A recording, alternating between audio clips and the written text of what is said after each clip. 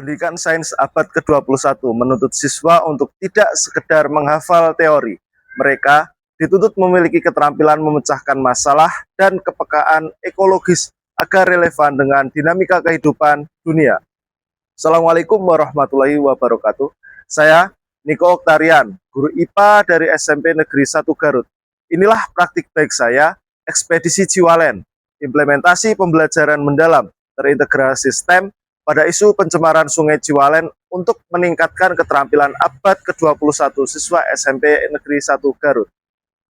Hanya berjarak sekitar 350 meter dari sekolah kami, krisis ekologi nyata sedang terjadi. Limbah industri penyamakan kulit sukaregang mengandung bahan kimia berbahaya yang dibuang langsung ke aliran sungai, mengandung kromium sulfat hingga 70%. Hal ini jika terus terjadi sangat berbahaya bagi kehidupan masyarakat sekitar.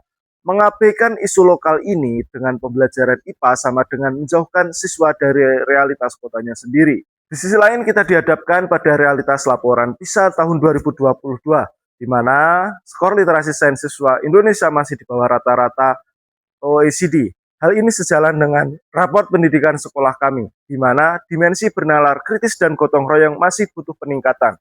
Menjawab kesenjangan tersebut, kami merancang inovasi pembelajaran mendalam yang diintegrasikan dengan pendekatan STEM. Tantangan utamanya adalah merancang pembelajaran yang mampu menggeser siswa dari pengamat pasif menjadi pembelajar yang aktif. Ada kompleksitas yang harus kami uraikan untuk membangun kompetensi 6C mereka. Pertama, tantangan berpikir kritis. Siswa harus mampu menyintesis data, parameter fisik seperti suhu, kekeruhan, sampah, warna, TDS, daya tarik listrik hingga pH sungai dengan realitas perilaku warga dan dampak kesehatannya. Yang kedua, kreativitas dan kolaborasi untuk merekayasa penyelesaian masalah secara digital. Yang ketiga, komunikasi dan kewarganegaraan. Melatih siswa mengartikulasikan argumen persuasi berbasis data di hadapan masyarakat. Yang keempat, tantangan karakter. Mengingat investigasi dilakukan di lingkungan yang tercemar dan berbau menyengat, resiliensi dan empati siswa benar-benar diuji agar mereka berkomitmen menyelesaikan proyek advokasi ini hingga tuntas. Aksi dirancang melalui integrasi deep learning dan STEM. Sebelum turun ke lapangan, protokol keselamatan dan kesehatan kerja merupakan suatu kewajiban.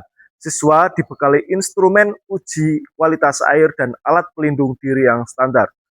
Memasuki tahap investigasi lapangan, siswa bertindak sebagai peneliti. Mereka mengamati ketiadaan bioindikator alami, lalu mengukur kualitas air menggunakan termometer, pH meter, TDS meter, hingga instrumen daya hantar listrik. Langkah ini penting agar siswa terbiasa membedakan antara data empiris dan sekedar opini publik. Investigasi diperdalam melalui wawancara. Memanfaatkan gawai, siswa menggali data sekunder dari warga terkait paparan bau dan ketersediaan air bersih di lingkungan tempat tinggal mereka. Setelah pengumpulan data selesai, pembelajaran memasuki tahap pemaknaan melalui rekayasa produk. Modifikasi engineering ke desain informasi digital terbukti sangat efektif. Siswa menuangkan ide kreativitasnya menjadi poster dan video kampanye edukasi pelestarian Sungai Ciwalen berbasis data, yang kemudian diunggah ke media sosial sebagai bentuk advokasi publik. Aksi ini memberikan dampak yang terukur. Siswa tidak lagi mendefinisikan limbah itu berbahaya berdasarkan hafalan semata, melainkan mampu membangun argumen saintifik, seperti kualitas air tidak layak karena indikator pH yang terlalu basah, serta TDS dan daya hantar listrik yang terlalu ekstrim. Pembelajaran sehingga tidak lagi terasa hampa. Kebahagiaan saya sebagai pendidik semakin lengkap karena inovasi ekspedisi Ciwalen ini telah saya seminarkan dan bagikan kepada rekan-rekan sejawat. Saya telah memaparkan praktik baik ini dalam forum IHT Komunitas Belajar SMP Negeri 1 Garut, serta menjangkau ruang diskusi yang lebih luas melalui webinar Senin Selfie, APSI edisi 127, dan forum Ngabaso IGI Kabupaten Garut edisi ke-17. Namun, tolak ukur keberhasilan sejati dari praktik baik ini tentu tidak hanya berasal dari kacamata saya sebagai guru.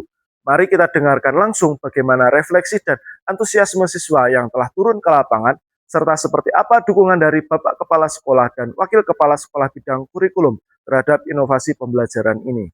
Dulu belajar IPA tentang pencemaran lingkungan hanya sekedar baca dari buku teks. Tapi lewat ekspedisi Ciwalen bersama Pak Niko, kami turun langsung melihat sungai yang tercemar. Jujur, kami kaget saat melihat angka pH dan TDS-nya sangat ekstrim. Apalagi saat mendengar langsung keluhan warga bantaran sungai yang sesak nafas karena bau limbah. Dari situ kami sadar bahwa sains itu nyata. Mendesain poster dan tugas video bukan hanya sekedar tugas sekolah buat kami, tapi ini adalah cara kami untuk menyelamatkan lingkungan kota kami sendiri. Sebagai pimpinan di SMP 1 Garut, saya sangat mengapresiasi dan mendukung penuh inovasi pembelajaran yang diinisiasi oleh Bapak Niko.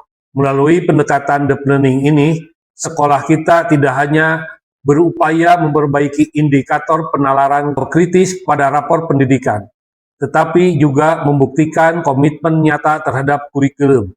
Kami ingin siswa SMP Negeri 1 Garut tidak sekedar cerdas dalam menjawab soal ujian, melainkan tumbuh menjadi lulusan yang memiliki kepekaan sosial dan mampu memberikan solusi krisis ekologi di lingkungan sekitarnya. Seperti yang kita ketahui bahwa tantangan terbesar pendidikan sains saat ini adalah bagaimana menjembatani sebuah teori dengan praktek di lapangan.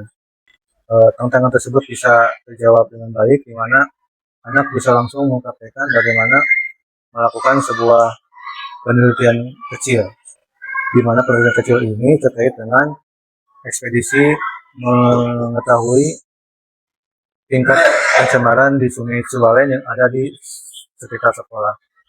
Dari apa yang sudah dilakukan, anak-anak dapat mempraktikkan secara utuh pembelajaran mendalam, dari mulai pemahaman teori, kemudian mengaplikasikan, terus melakukan refleksi, plus dengan berpikir secara kritis, kemudian mengolah hasil dan melakukan analisis, serta berhasil melakukan sebuah presentasi untuk melaporkan hasil dari pembelajarannya. Nah, secara keseluruhan, bahwa praktek yang dilakukan oleh panitia ini sangat luar biasa, di mana praktek pembelajaran mendalam plus STEM itu secara utuh sudah dapat dipraktekkan dengan baik. Pembelajaran terbesar yang saya peroleh adalah bahwa pembelajaran mendalam tidak melulu harus berujung pada penciptaan alat berteknologi tinggi, namun pembelajaran mendalam harus bermakna, berkesadaran, dan mengembirakan. Keberhasilan mengajak siswa turun langsung melihat realitas ekosistemnya, menumbuhkan empati, dan merangkum kegelisahan tersebut menjadi aksi kampanye sosial adalah wujud literasi sains pada level yang tinggi. Praktik ini diharapkan dapat direkomendasikan dan diadopsi oleh pendidik lain dengan menyesuaikan isu kontekstual daerah masing-masing. Pada akhirnya, alam dan lingkungan sekitar akan selalu menjadi laboratorium yang paling jujur, komprehensif, dan bermakna bagi siswa. Saya, Niko Oktarian, mari wujudkan pendidikan bermutu untuk semua. Assalamualaikum warahmatullahi wabarakatuh.